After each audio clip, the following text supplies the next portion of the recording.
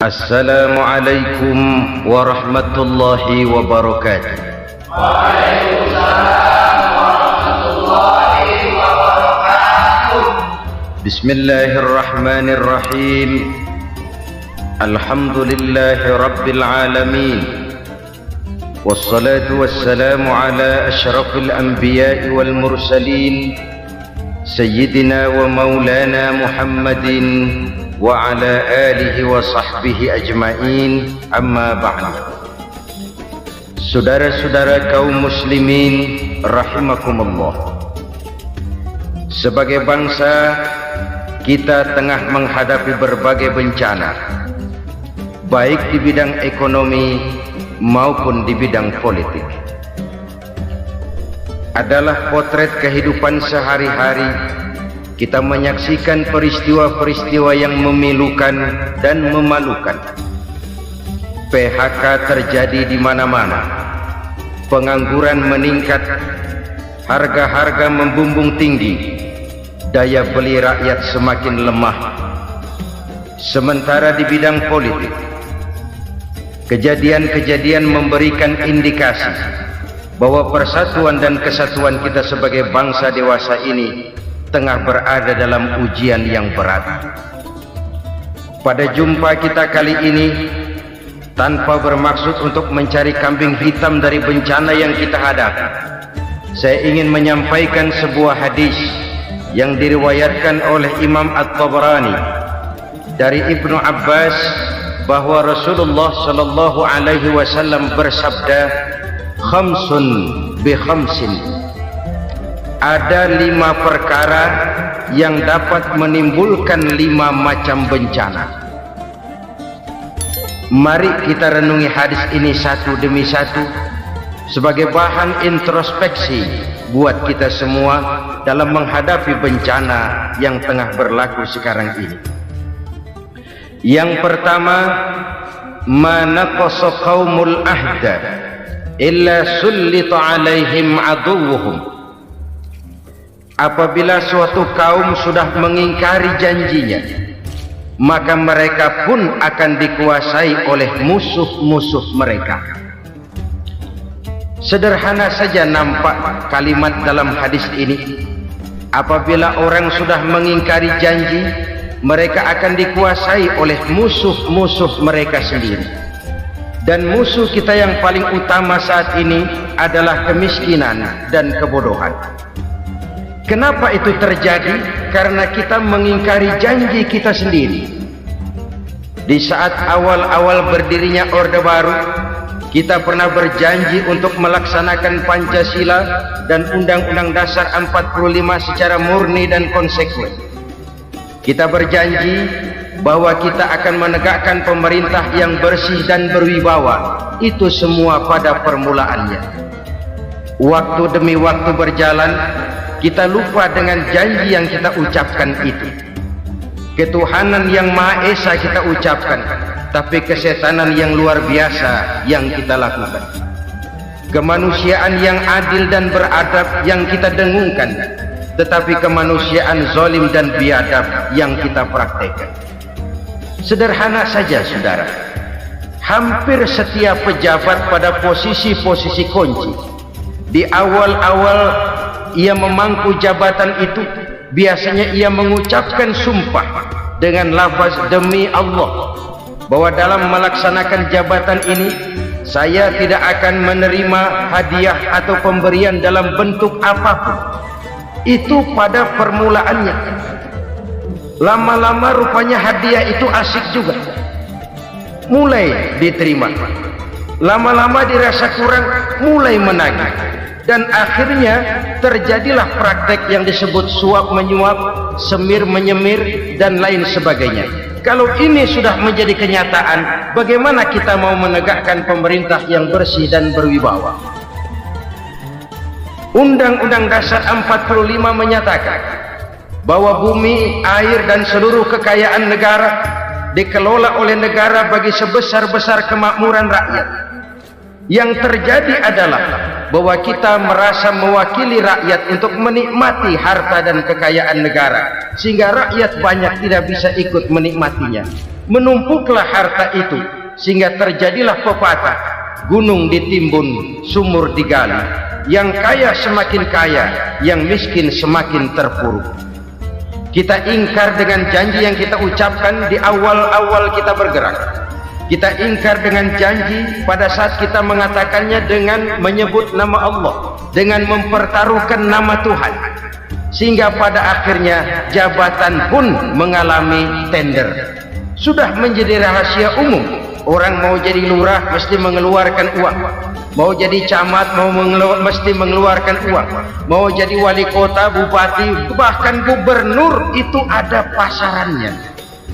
Secara logika, kalau orang memperoleh satu jabatan karena banyak mengeluarkan uang, tentu pada saat ia mengeluarkan uang, ia sudah punya pemikiran, modal pasti pulang, modal pasti kembali.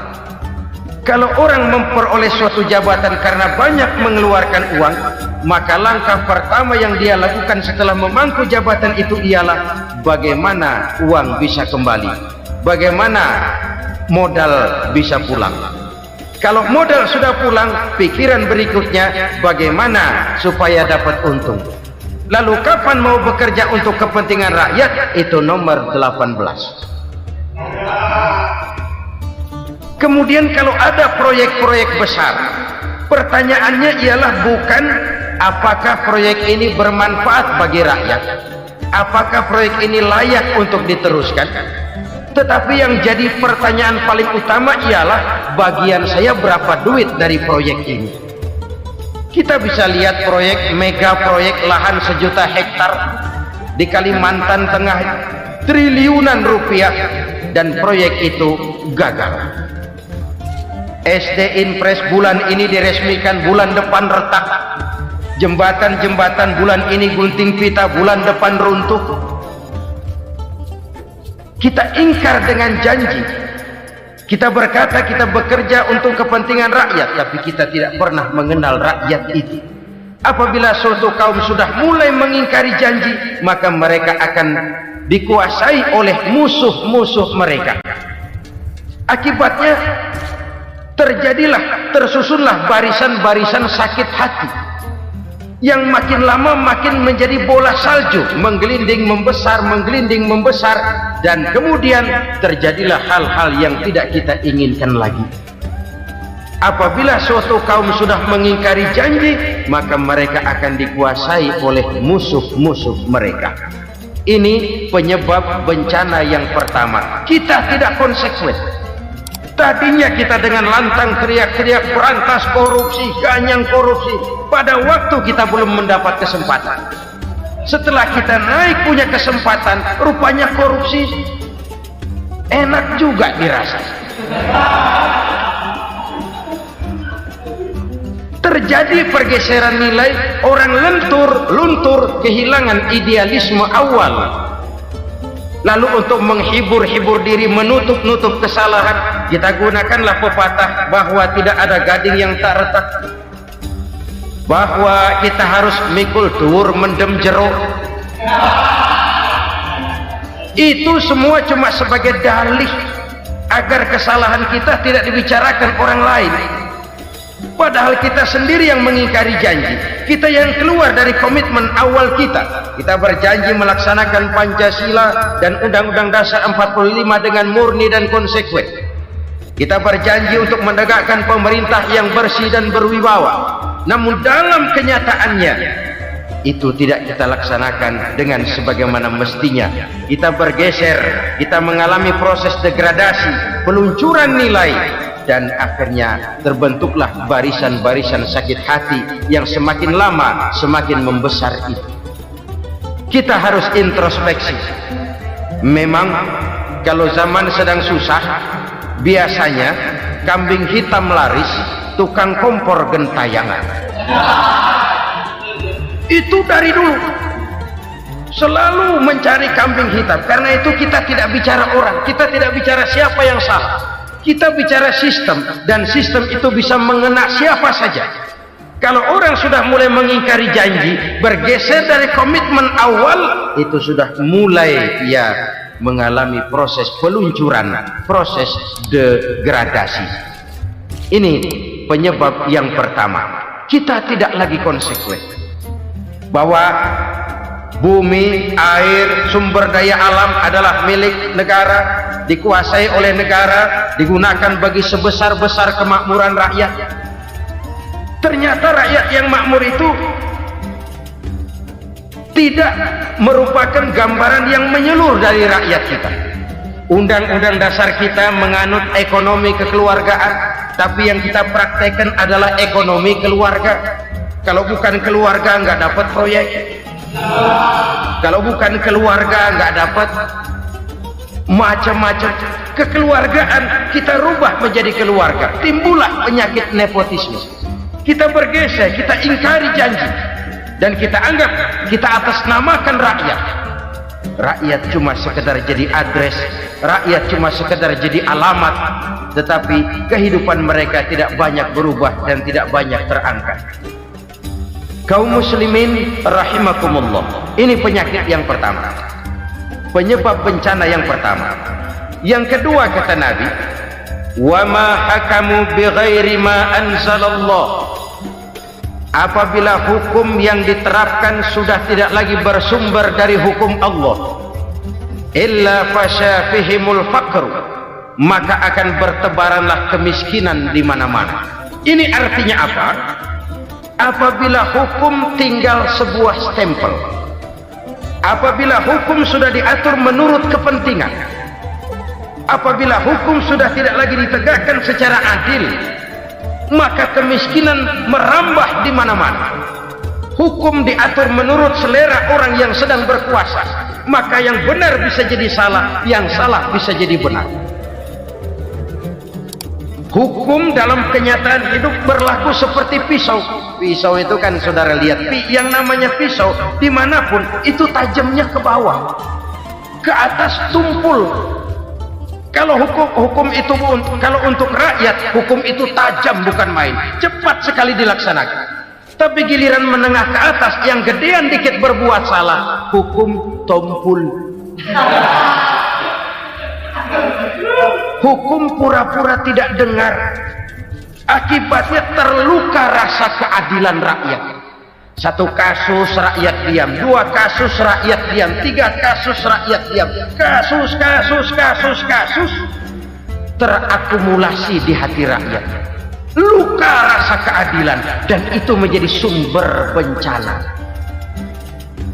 Penjarahan, kita tidak setuju itu, tapi kita harus melihat kausalnya. Itu kan tidak berdiri sendiri. Itu kan karena terlukanya rasa keadilan rakyat, melihat kesempatan ini tidak merata. Kalau rakyat ini yang ngajukan kredit ke bank, walaupun jumlahnya cuma jutaan, ratusan ribu, susahnya 17 setan. Tapi ada orang-orang tertentu yang agunannya palsu, jaminannya palsu, bawa kata belece, bukan cuma miliaran, triliunan kredit bisa keluar. Terluka rasa keadilan, hilangnya kesempatan. Rakyat cuma dapat kesempitan, jarang dapat kesempatan. Dari lukanya rasa keadilan ini, memang ya entah lipstik, entah basa-basi, dibentuklah tim ini, dibentuklah badan pengawas ini, dibentuklah tim ini. Kalau membentur tahu, hancur tahu. Tapi kalau tim yang dibentuk membentur karang, bukan karangnya yang hancur biasanya, timnya yang bubar. Kenapa? Yang dibentur batu karang yang sangat keras. Kita main-main dengan hukum, kita tidak konsekuen dengan hukum. Luka rasa keadilan, dan itu terakumulasi. Edi Tamsil, rakyat tahu, terakumulasi, menguap begitu saja. Kasus-kasus lain rakyat tahu, menguap begitu saja. Ketidakadilan terakumulasi, mengendap di hati rakyat, menunggu ledakan. Pada saat sumbu meledak, rakyat tidak bisa dibendung lagi. Oke, kita tidak setuju dengan penjarahan, tapi jangan melihat itu sebagai peristiwa yang berdiri sendiri. Kenapa itu terjadi? Kausalnya kenapa? Oke, kita tidak setuju memang, tapi yang dijarah oleh rakyat kan memang cuma untuk perut. Yang dijarahkan beras, yang dijarahkan televisi, yang dijarahkan kulkas yang masih bisa dihitung, yang memang real untuk kebutuhan rakyat. Penjara-penjara berdasi kepala botak yang menguras uang rakyat habis-habisan, enak saja melenggang dalam kehidupan ini. Makin terluka rasa keadilan rakyat. Apabila hukum yang diterapkan sudah menyimpang dari keadilan yang diajarkan Allah, fasyafihimul fakru, bertebaranlah kemiskinan. Aneh, memalukan, memilukan. Sebuah negara agraris yang katanya pulaunya hijau royo-royo, gemari palau jenawi toto tentem kertora harjo, yang tahun 93 pernah mendapat penghargaan dari FAO, Badan Pangan Sedunia, sebagai negara yang berhasil dalam swasembada pangan. Sekarang ini kita terpaksa betul beli beras dari Vietnam, beli beras ke Kamboja, beli kedelai dari Kamboja. Kenapa? Lahan sawah kita habis ditanami pabrik. Teknologi kita, teknologi loncatan yang non-applied, tidak terpakai oleh kita. Lantas lahan yang tidak bisa kita tanami, kita paksakan lahan-lahan gambut menjadi tanah pertanian yang subur dengan biaya triliunan, dan kita gagal. Kita cari jarum dan kapak hilang. Kita mau jadi negara industri dengan loncatan teknologi yang maju, kita lupakan pola pijak kita sebagai negara agraris, dan akhirnya kita kecolongan. Lihatlah dewasa ini, rakyat kita antri sembako di mana-mana. Di sebuah negara agraris, ketidakadilan melahirkan kemiskinan, kemiskinan moral dan kemiskinan material. Kemiskinan moral, rakyat nggak percaya lagi sama pejabat. Rakyat mengalami krisis figur. Orang, ala lu ngomong dah sama ember.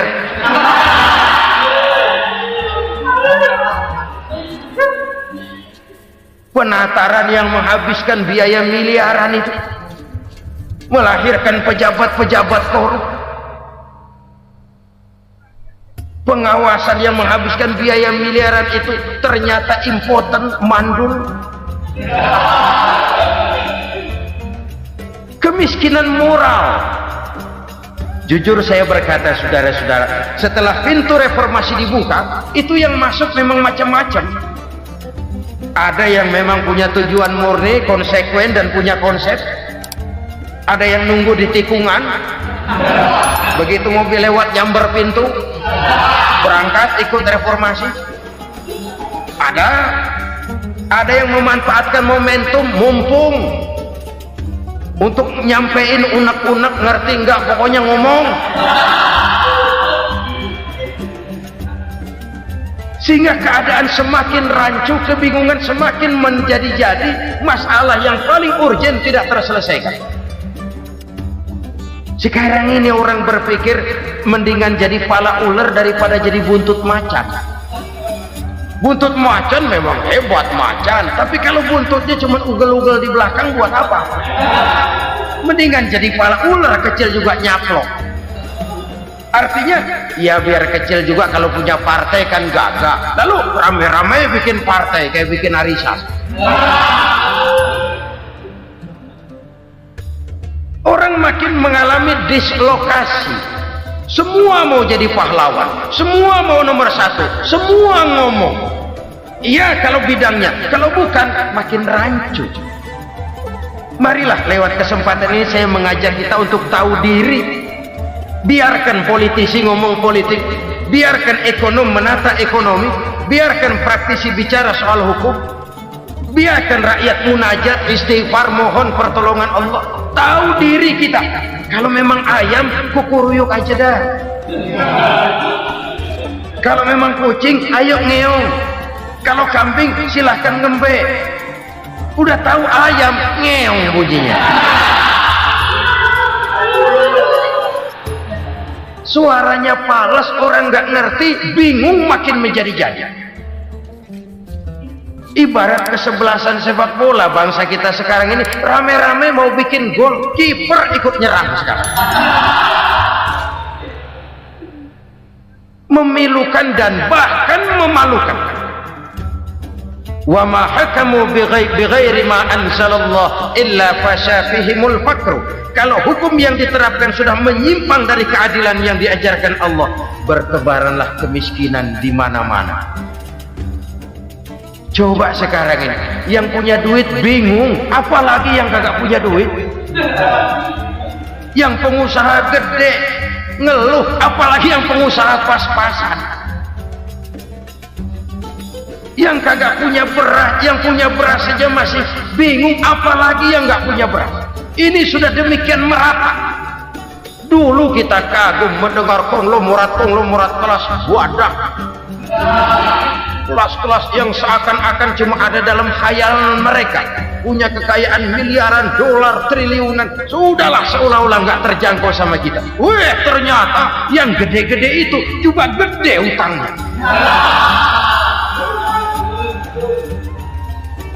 Dan rontok satu demi satu. Ternyata rakyat selama ini cuma dialamatkan, cuma dijadikan address. Rakyat yang tidak banyak ngerti persoalan ini harus menanggung hidup ini begini berat, harus menanggung beban hidup ini begini tinggi. Daya beli semakin lemah, semakin terpuruk dan terpuruk, sedang keadaan belum juga banyak berubah. Yang hutang sama luar negeri itu kan bukan rakyat kecil, Ciano. Yang banyak nyimpen dolar juga kan Ciano. Rakyat kecil bocah kampung mah jangankan nyimpen dolar, ngelihat juga tumben. Kemana kita mesti bercermin? Sekali lagi saya mengatakan maaf, kita tidak bermaksud mencari kambing hitam. Karena itu kita tidak bicara orang, kita bicara sistem, kita bicara keadaan. Beginilah yang dikatakan Nabi, penyebab timbulnya bencana, hukum yang ditegakkan tidak lagi berorientasi kepada keadilan, tapi berorientasi kepada kepentingan. Akhirnya bentuk hukum seperti pisau, tajam ke bawah, tumpul ke atas. Hukum cuma buat rakyat kecil, tetapi kelompok menengah ke atas kadang-kadang kebal dari perlakuan hukum. Maka bertebaranlah kemiskinan. Iya, kemiskinan moral berupa lukanya rasa keadilan. Kalau rasa keadilan terluka, orang kan nunggu kesempatan, saudara. Iya, dia nggak bisa ngomong, iya, dia nggak sanggup action, iya, dia nggak bisa tunjuk rasa, tapi hatinya kan kapan ada kesempatan, kapan ada waktu, tunggu. Hatinya mesti begitu, sehingga begitu ada kesempatan terjadilah hal-hal yang tidak terhindarkan. Dan itu ekses, bukan reformasi. Jangan seperti sebuah dialog saya dengan seorang abang beca. Saya bertanya, bang, ya, abang tahu nggak reformasi? Tahu, Ustaz. Apa? Pembakaran. Terus penjarahan, lalu perkosaan. Itu reformasi. Itu yang saya lihat. Itu yang dia lihat. Saya tentu tidak menyalahkan abang beca kita, karena memang itu yang dia lihat dan sejauh itu wawasannya. Tapi ini indikasi bahwa banyak rakyat kita yang belum bisa menggunakan kebebasan secara bertanggung jawab. Padahal kebebasan tanpa tanggung jawab tirani. Sebuah contoh gampang-gampangan. Saya beli radio, saya setel di kamar saya, lalu saya bilang, ini radio gue. Yang beli gue, pakai duit gue setel di kamar gue, sekeras-kerasnya, gak ada urusan sama orang lain. Itu kata saya. Tetapi tetangga saya sebelah rumah kan boleh juga ngomong begitu. Kata tetangga saya, ini mata gue, yang ngantuk gue tidur di kamar gue, kenapa suara radio lu nyampe kemari? Artinya apa ini? Kebebasan saya nyetel radio dibatasi oleh kebebasan tetangga saya yang mau tidur. Tidak ada kebebasan mutlak. Kebebasan mutlak tanpa tanggung jawab kembali akan melahirkan tirani, kembali akan melahirkan pemaksaan kehendak. Dan itu lagi-lagi bukan demokrasi. Saudara-saudara kaum muslimin rahimakumullah. Ini penyakit yang kedua, lukanya rasa keadilan, terutama di kalangan rakyat kecil. Itu mengendap menjadi akumulasi dan menunggu giliran kapan bisa dimuntahkan. Dengan kata lain, rakyat itu udah banyak banget makan yang perutnya jadi enak, nyelam. Kapan nunggu muntahnya? Udah begini banyak akumulasi yang mereka pendam di perut ini, sehingga ketika terjadi kesempatan itu sudah tidak terkendalikan lagi. Kita out of control. Saya tidak mentolerir sikap-sikap kekerasan. Bahkan saya lebih cenderung bahwa kalau di rumah kita banyak tikusnya, tikusnya saja racuni, jangan rumah dibakar. Bahwa ada korupsi, ya, ada kolusi, memang ada nepotisme, tentu. Tetapi tikusnya saja racuni, jangan rumah dibakar. Masa mau ngusir tikus bakar rumah? Tikusnya lari, tikusnya selamat, rumahnya ewes-ewes.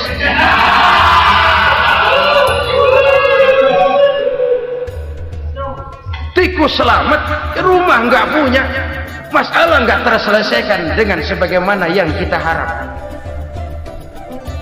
Kita sepakat ini negara hukum, dan di hadapan hukum semua manusia itu sama. Itu prinsip yang diajarkan Allah. Al-musawat bainan nas fi takalifil ahkam. Semua manusia sama dalam berhadapan dengan hukum Allah Subhanahu wa taala. Kalau hukum sudah pandang bulu, itu jelas yang enak yang banyak bulunya. Siapa yang banyak bulunya? Monyet. Kalau hukum pandang bulu, monyet keenakan. Saudara-saudara kaum muslimin rahimakumullah, introspeksi. Mari kita bercermin bagaimana perjalanan hukum selama ini. Kalau introspeksi ini kita temukan, lalu ada upaya untuk memperbaiki diri. Jangan menggunakan tak ada gading yang tak retak, mikul dhuwur mendem jero untuk menutup-nutupi kesalahan orang. Padahal kesalahan itu sedemikian besar. Padahal rakyat kita tiap hari antri sembako.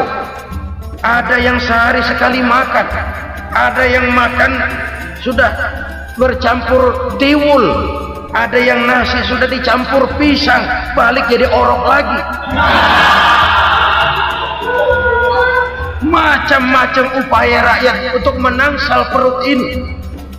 Lalu rakyat ditenang-tenangkan, lebih baik puasa Senin Kemis sambil menghadapi krisis ekonomi. Kenapa rakyat yang disuruh puasa? Kenapa bukan pejabatnya yang puasa lebih dulu untuk kemakmuran rakyat? Kalau rakyat yang memang perutnya udah gepeng disuruh puasa, makin krempeng perut. Artinya pejabat harus punya sense of politics. Ya, tidak ada. Puasa itu kan tidak cuma Senin Kemis saja. Puasa itu puasa perasaan, puasa menghargai perasaan yang sedang kondisi yang sedang dihadapi oleh rakyat. Bagaimana rakyat yang tengah antri sembako melihat pejabatnya lewat dengan mobil yang harganya sampai 1 miliar. Oh, inilah pemimpin saya. Luka lagi rasa keadilannya. Kita tidak tenggang rasa. Puasa dalam artian itu pun akan menolong menegakkan semangat kebersamaan, membentuk semangat kebersamaan. Saudara-saudara kaum muslimin rahimakumullah, penyebab bencana yang ketiga dikatakan oleh baginda Nabi, wala dhaharat fihimul fahishatu illa fasha fihimul maut. Apabila kekejian telah merajalela, maka maut bertebaran di mana-mana. Kita renungi butir kalimat dalam hadis ini. Apabila kekejian telah merajalela, maut bertebaran di mana-mana. Begitu murah arti sebuah kehidupan. Penjarahan untuk hal-hal yang kecil tapi sampai mengorbankan nyawa. Apabila kekejian sudah terjadi di mana-mana, maut pun bertebaran. Maut dalam arti berpisah ruh dengan jasad, tapi juga maut dalam arti orang bisa mati karirnya, orang bisa mati usahanya, orang bisa mati kesempatannya karena perbuatan-perbuatan keji yang selama ini tidak terbendung. Lahirlah teori mafia. Siapa yang kuat dia yang berkuasa, siapa yang lemah dia menjadi mangsa. Proyek-proyek besar yang menang tender itu ya dari itu ke itu saja. Yang pengusaha-pengusaha tidak punya koneksi, tidak bisa bayar komisi, dapat proyek tetelan. Ada dagingnya dikit, namanya juga tetelan. Dagingnya sudah habis disantap oleh meja. Sekian puluh meja dilalui, sekian puluh amplop dikeluarkan, sehingga yang akhirnya ya tinggal tetelan itu tadi. Maka kualitas pekerjaan pun sudah bukan lagi jadi masalah. Demikianlah mafia-mafia ini bermunculan di mana-mana. Di pengadilan terkenal mafia pengadilan. Hukum bisa dibeli, hukum bisa dipesan menurut kebutuhan sponsor. Mafia peradilan, mafia politik, mafia ekonomi, bahkan mafia agama yang menggunakan agama sebagai kedok, menggunakan agama sebagai dalih, menggunakan agama sebagai topeng untuk melancarkan maksud-maksud politiknya pun tidak tertutup kemungkinan. Apabila kekejian telah merajalela, maut bertebaran di mana-mana. Korupsi, kolusi, nepotisme itu bagian dari kekejian. Kita selama ini kalau mendengar maksiat, itu yang terbayang cuma judi, mabuk, zina. Ya itu maksiat. Tapi korupsi, kolusi, nepotisme itu juga maksiat dalam bentuk lain. Kalau ini sudah bertebaran, maka maut terjadi di mana-mana. Jangan bayangkan cuma mati orangnya, itu sih kewajiban. Yang menyakitkan itu orangnya masih hidup tapi dibikin mati, karirnya mati. Kenapa? Karena yang diperlukan bukan cuma orang pinter tapi orang taat. Biar pinter, kalau nggak taat minggir. Biar bodoh, kalau taat bisa nyenangin atasan, bisa nyemur. Kumaha juragan wae ayo nama. Itu yang kadang-kadang dapat penghargaan. Tidak ada prestasi kerja kecuali bikin senang orang di atas. Kita lihat di desa-desa jalan rusak. Kalau ada berita pejabat anak mau turun, jalan rata sekali. Sampai tanah dari mana aja dikeruk buat ngeratain tuh jalan. Pejabat pulang legok lagi jalanan. Katanya kita kerja buat rakyat, nyatanya kita cuma melayani atas. Kenapa? Terjadi lingkaran setan. Seperti kata lagu Dul Sumbang itu. Mahasiswa takut sama dosen, dosen takut sama dekan, dekan takut sama rektor, rektor takut sama menteri, menteri takut sama presiden, presiden takut sama mahasiswa. Lah muter balik lagi, lingkaran setan. Lingkaran setan. Saudara-saudara kaum muslimin rahimakumullah, kekejian yang merajalela, praktek-praktek mafia yang tertuang dalam kehidupan sehari-hari menyebabkan orang mati karirnya, jasad masih hidup, karir mati, itu menyakitkan. Mati bisnisnya. Rakyat kecil pernah senang ketika cengkeh booming, harganya bagus, rakyat banyak yang pergi haji. Lalu mau ditata, lahir tata niaga cengkeh, malah amburadul. Harga cengkeh jatuh, petani cengkeh kecil menjerit. Siapa yang untung? Segelintir orang. Masihkah kita pakai atas nama rakyat untuk kepentingan nasional, padahal yang nyanyi cuma segelintir orang? Masihkah kita mau bohongi rakyat ini dengan mobil nasional tapi bikinan Korea? Masihkah kita mau bermain verbalisme, bermain kata?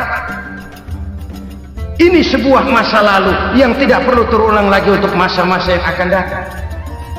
Kekejian merajalela, orang mati karier, bisa mati usaha, mati bisnis. Usahanya maju, dirangkul, hancur. Usahanya maju, dipukul, hancur, tenggelam. Bahkan yang memilukan dan memalukan badan-badan usaha milik negara itu dikebiri sedemikian rupa sehingga tidak menghasilkan hal-hal yang bermanfaat buat negara. Saudara-saudara kaum muslimin rahimakumullah, kalau nafsu yang sudah mengatur itu semua, maka kekejian pun merajalela. Orang sudah pakai teori mafia, yang kuat dia yang menang, yang kuat dia yang berkuasa, yang lemah silakan minggir di sudut-sudut kehidupan. Kalau kekejian seperti ini merajalela, maut bertebaran di mana-mana. Banyak orang mati karirnya, banyak orang mati usahanya, banyak orang mati imajinasinya. Sekarang ini dalam dunia seni yang banyak karyawan seni, bukan seniman.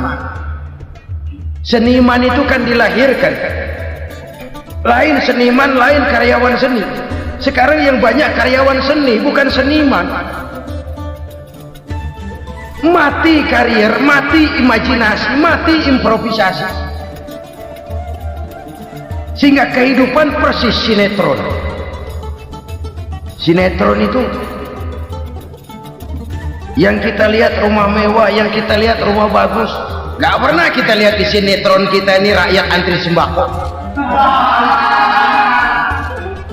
Kita dijejali hal-hal yang indah, yang wah, yang membuat kita tenggelam dalam gaya hidup instan, tenggelam dalam gaya hidup wah. Kita lupa dengan realitas keseharian di tengah-tengah masyarakat kita. Lahirlah kelompok-kelompok selebritis,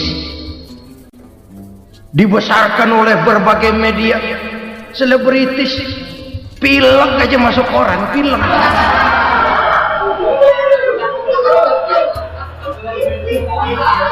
Rakyat yang pingsan antri beras nggak masuk koran. Rakyat yang semaput antri minyak nggak masuk koran. Selebritis panok masuk koran.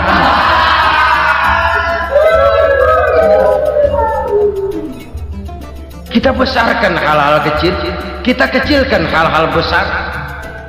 Kenapa? Kita mengejar oplah, kita profit oriented, tidak lagi berorientasi kepada realitas hidup yang kita hadapi ini. Kalau kekejian sudah merajalela, kata Nabi, maka maut bertebaran di mana-mana. Maut dalam artian maut, coba lihat sekarang begitu murah nyawanya. Karena 1000 perak orang mau nusuk bunuh, karena beras seliter orang khilaf. Begitu murah kehidupan. Tapi kekejian dalam bentuk korupsi, kolusi, nepotisme, kekejian dalam bentuk itu mematikan karier, mematikan bisnis, mematikan imajinasi, mematikan kreativitas. Itu juga maut dalam bentuk lain akibat kekejaman lain. Ini penyebab yang ketiga. Yang keempat, penyebab bencana menurut baginda Rasul, wala tuffiful mikyala illa muni'un nabat. Apabila timbangan sudah dicurangi, maka tercegahlah tumbuh-tumbuhan. Apabila timbangan sudah mulai curang, maka terjadilah musim paceklik. Apabila bisnis sudah bergaya mafia tadi itu, kecurangan-kecurangan terjadi, tender di balik pintu, Yang dimenangkan cuma kelompok-kelompok yang bisa memberikan presentasi yang besar. Muni'un nabat, terjadilah paceklik. Paceklik, panen gagal, wereng, ya wereng. Kemarau panjang, it's okay. Air sulit, iya. Tetapi kan semua itu ada yang ngatur. Kemarau ada yang ngatur, belalang itu ada yang ngatur, air itu juga ada yang ngatur. Yang ngatur itu yang serba maha. Kalau ia murka melihat kecurangan timbangan, Allah itu kalau murka kan gampang saja, tinggal komandoin belalang, lang, hancurin pesawat. Konvoy belalang, konvoy. Allah tinggal ngutik angin El Nino. Mampir lo ke Indonesia, hujan nggak turun-turun, kemarau panjang. Jadi kalau musim kemarau kan namanya anginnya El Nino. Kalau musim hujan anginnya namanya La Nina. Cakep namanya, kejem orangnya. Saudara lihat Cina sekarang sedang kena La Nina, banjir besar, ribuan orang meninggal. Dia mah ribuan mati kagak berasa, rakyatnya miliaran. Bangladesh lagi ngalami La Nina, India lagi ngalami La Nina. Angin, hujan, kemarau, belalang itu kan ada yang ngendaliin. Kuncinya bukan di belalangnya, kuncinya bukan di peredaran matahari berputar, kuncinya di atas yang mengatur semua itu. Kalau timbangan sudah mulai curang, pengusaha sudah nggak mau jujur, apa enggak bikin perut jadi mual. Begitu rakyat antri sembako pingsan nggak dapat beras, sementara beras ditumpuk-tumpuk sampai membusuk. Kemana hati nuraninya? Kemana akal pikirannya? Kemana mereka yang berbuat atas nama rakyat tapi melihat rakyat susah tidak tergerak hatinya? Apabila timbangan sudah mulai dicurangi, bisnis sudah mulai melenceng, maka terjadilah paceklik. Sebuah negara yang berhasil dalam swasembada pangan, lalu sekarang menjadi negara yang rakyatnya antri untuk memperoleh kebutuhan pangan. Saudara-saudara kaum muslimin rahimakumullah, ini intinya adalah kecurangan. Kalau kecurangan sudah terjadi di mana-mana, dan ini milik siapa saja, bukan soal tempat, bukan soal jabatan, soal manusianya, SDM-nya. Kecurangan tidak cuma terjadi di kantor, di masjid bisa terjadi kecurangan. Korupsi tidak hanya bisa terjadi di kantor, di madrasah bisa ada korupsi. Faktor manusianya, ini soal SDM. Kecurangan yang besar tentu besar lagi kerugiannya. Kecurangan yang kecil, kecurangan sehari-hari, pedagang-pedagang kecil ngurangi timbangan, barang yang buruk dikatakan baik, yang baik dikatakan buruk, itu merugikan perorangan. Kecurangan yang besar merugikan bangsa dalam bentuk total, dalam bentuk seutuhnya. Nah, kecurangan-kecurangan seperti ini rakyat kan lihat, rakyat kan tahu, dan itu kembali terakumulasi di sini, pegel. Dan jangan lupa, rakyat yang nggak ngomong itu, rakyat yang nggak bersuara itu, batinnya menjerit, jeritannya menggoncang aras, dan itu didengar Allah. Yadullah fauqal jamaah, kata Nabi, tangan Tuhan di atas orang banyak. Jeritan hati rakyat menggoncang aras. Rakyat yang terlalu banyak dizolimi, rakyat yang terlalu banyak dirugikan, ya rakyat yang terlalu banyak di atas namakan, menjerit batinnya, menggoncang aras, dan Allah bisa menggerakkan apa saja untuk membuat satu situasi. Allah bisa menggerakkan apa saja untuk membuat satu situasi. Saudara-saudara kaum muslimin rahimakumullah, ini faktor yang ketiga, timbulnya kecurangan. Faktor yang keempat maksud saya. Yang kelima, penyebab timbulnya bencana menurut baginda Nabi, wala muni'uz zakat illa hubbisa anhumul qatr. Apabila zakat enggan dibayar, maka tercegahlah kotrun. Kotrun ini kalau bahasa kita sembako. Maka tercegahlah kebutuhan-kebutuhan yang kita perlukan. Nih, kita tidak meragukan bahwa yang kita tuju adalah masyarakat yang adil dalam kemakmuran dan makmur dalam keadilan. Nah, antara kemakmuran dan keadilan ini memang sering tidak bisa berjalan seiring. Pada saat kemakmuran kita kejar, ekonomi kita pacu, ada nilai-nilai keadilan yang tertinggal. Pada saat nilai keadilan kita tegakkan benar-benar, ada unsur-unsur kemakmuran yang terabaikan. Oke, kita bisa mengatakan kasus. Oke, kita bisa mengatakan itu sebagian kecil. Tapi kalau sebagian kecil, lama-lama kan jadi sebagian besar. Oke, kita mengejar kemakmuran. Pertanyaannya, kemakmuran untuk siapa? Oke, kita berikan kelompok tertentu kue yang besar dengan harapan nanti dia bagiin kuenya kepada yang kecil-kecil. Tapi kenyataan mereka yang dapat kue besar akhirnya malah lupa diri dan lupa daratan. Mau makin besar, malah memeras yang kecil-kecil itu. Sekarang kan yang kecil modali yang besar. Ramai-ramai buka bank, ternyata kamuflase. Uang banknya untuk kredit perusahaannya sendiri. Nasabahnya rakyat kecil. Artinya apa? Rakyat kecil disuruh modalin orang yang udah gede. Ini karena sambar geledek urusan.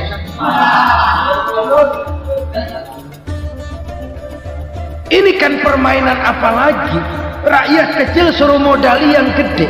Nasabahnya rakyat kecil, kumpulkan uangnya di bank, kucurkan kredit kepada perusahaannya sendiri. Bukankah itu rakyat kecil suruh modali yang gede? Sudah begitu kejamkah kita untuk meraih keuntungan dengan mengorbankan orang kecil? Sudah tidak bicara lagi kah nurani kita melihat penderitaan orang yang semakin susah ini? Kalau zakat enggan dibayar, padahal zakat 2,5% saja, 2,5% saja.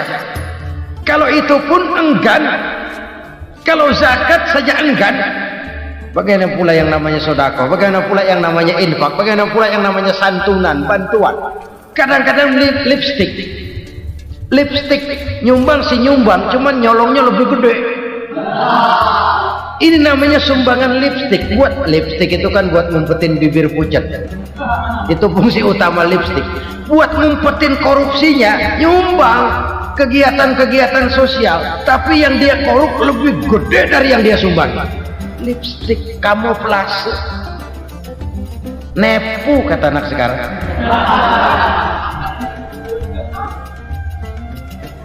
Saudara-saudara kaum muslimin rahimakumullah.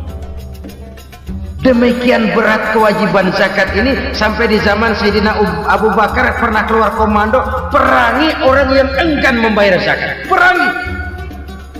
Karena fungsi zakat adalah menjembatani antara si kaya dengan si miskin. Bahwa ada kemiskinan itu Qur'ani. Allah menyatakan, aku melebihkan rezeki sebagian kamu dari yang lain. Ini kan kesenjangan. Allah melebihkan rezeki sebagian kamu dari yang lain. Ada itu. Tetapi itu berjalan secara nature. Nah, kalau direkayasa, yang kaya semakin kaya, yang miskin semakin terpuruk, yang sudah besar dapat proyek besar, yang kecil dapat tetelan. Ini kan rekayasa namanya. Kesenjangan yang direkayasa ini yang kita harus kikis. Nah, fungsi zakat menjembatani dari sisi sosial. Dari sisi pribadi, Nabi berpesan, zakku amwalakum biz zakat. Bersihkan hartamu dengan zakat. Sekarang ada istilah nyuci uang. Uang hasil korupsi itu bisa dicuci, dijadikan uang bersih. Bukan pakai rinso, bukan. paket politiknya koruptor, diolah sedemikian rupa sehingga jadi uang resmi. Sudah memutik, itu termasuk yang disebut kejahatan kerah putih, white collar crime, kejahatan kerah putih, kejahatan pakai dasi, kejahatan kelas kakap. Makanya orang mendingan goblok kagak bener daripada pinter kagak bener. Goblok kagak bener itu gampang ngurusinnya, pinter kagak bener ini yang berabe bener ngurusinnya.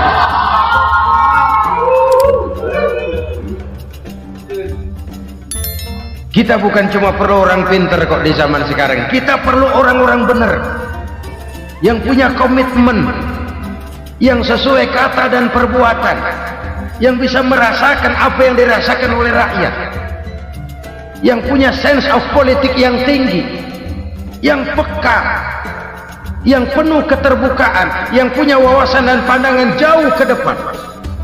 Dari sisi pribadi, zakat itu membersihkan harta kita.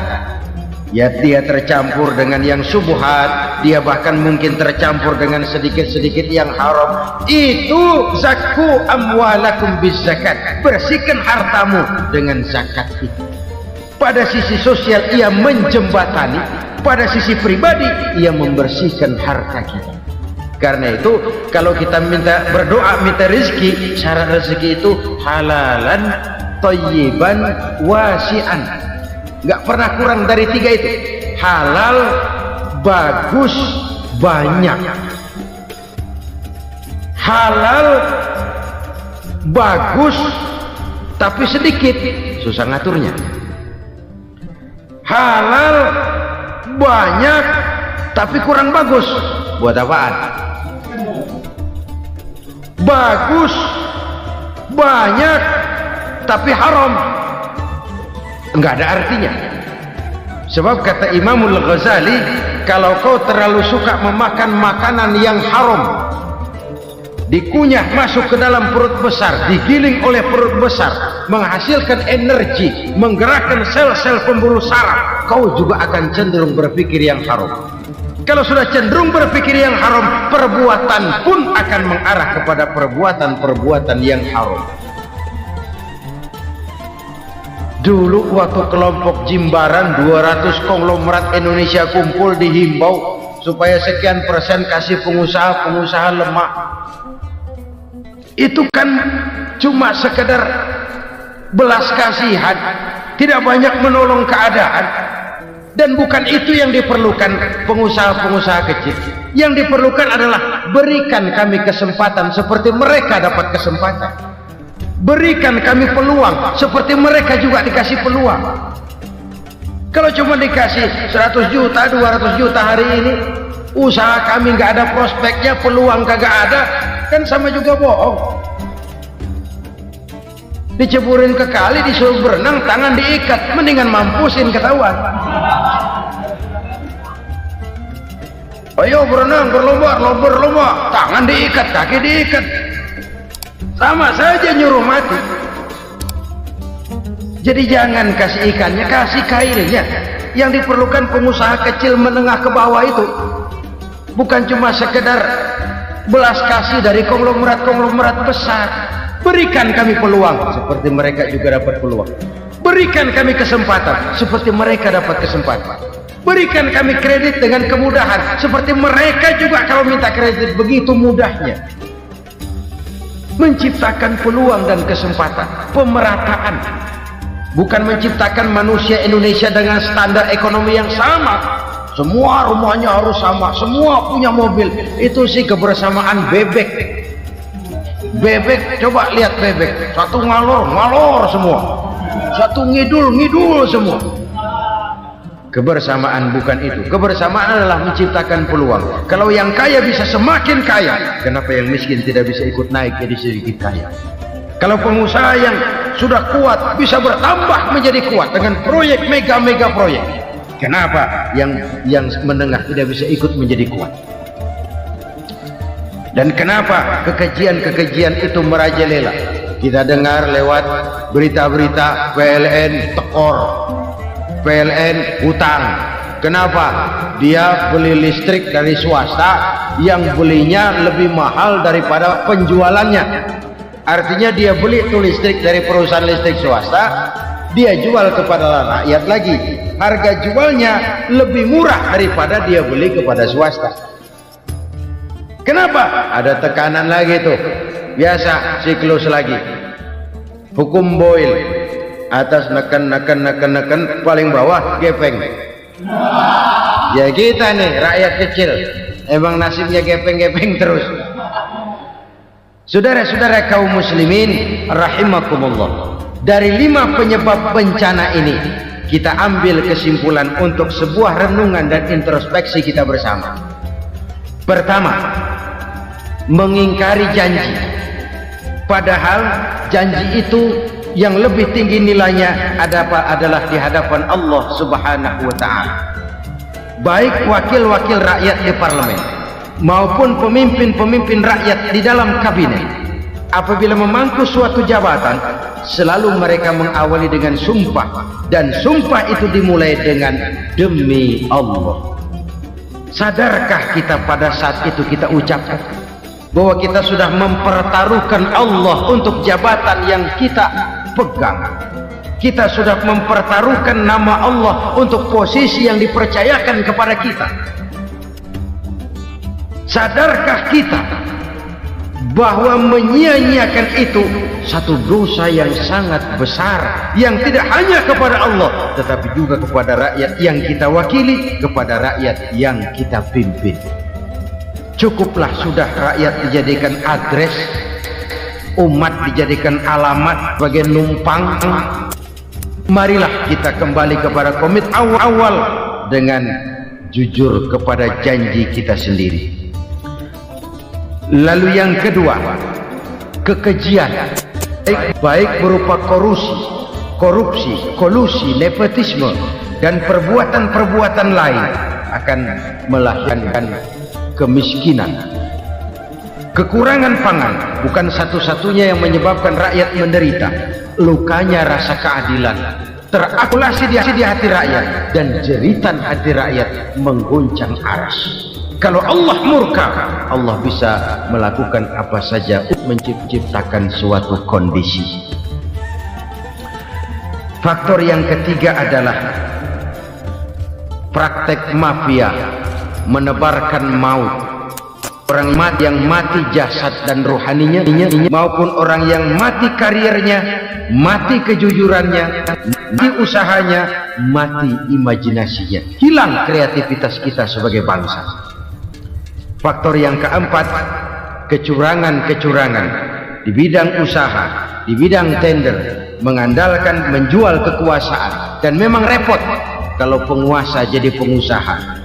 Mau atau tidak mau, kebijakan-kebijakan kekuasaannya akan memperkuat jaring-jaring usahanya. Dan pada saat itu objektivitas sulit ditemukan lagi.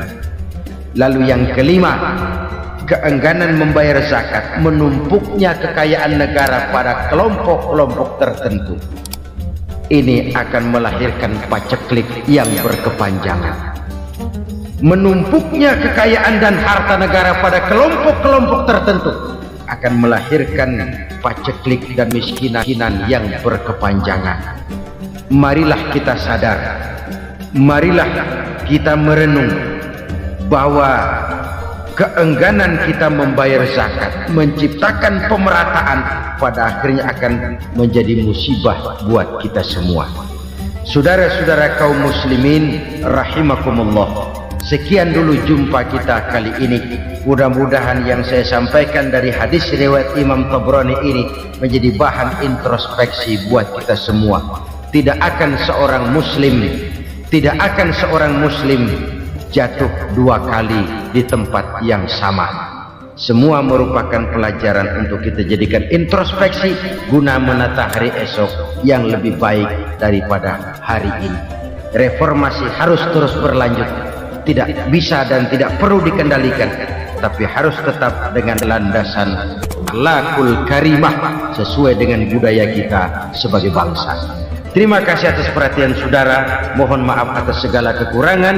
Jumpa lagi lain kesempatan insyaallah. Usikum wa nafsi bitaqwallah. Assalamualaikum warahmatullahi wabarakatuh.